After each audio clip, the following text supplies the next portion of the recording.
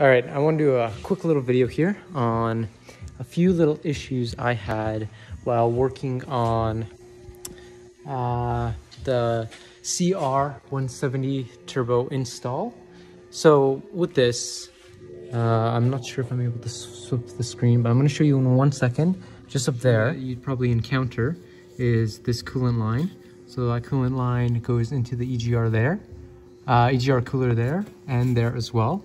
So you'd want to disconnect it and connect it really quick, because otherwise your coolant's going to run out really quick.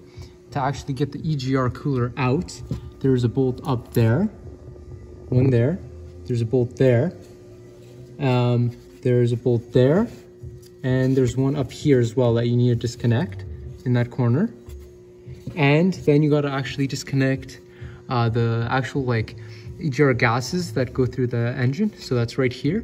That is a 10 millimeter like a triple square type not socket but attachment. And then the rest of these are T30s. So 1, 2, 3, 4 off the EGR cooler, and then those two over there. And those two, like I said, one over there, are the 10 millimeter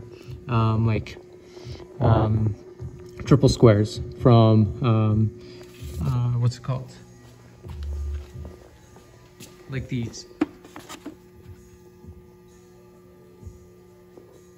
And yeah, so in addition, here is the new turbo.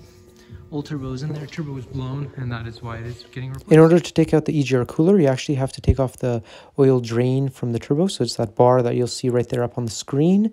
That prevents the EGR cooler from popping out. So you'll have to unscrew it from the turbo at the top and from the oil pan at the bottom.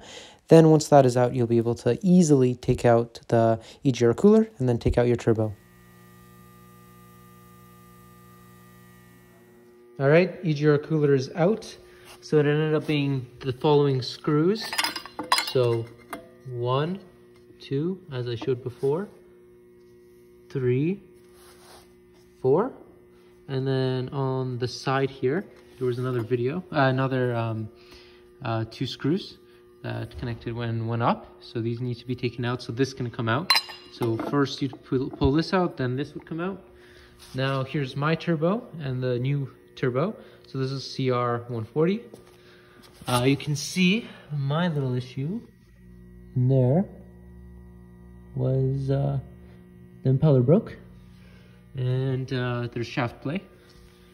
Brand new fresh turbo. This is the CR170. This is about to go in.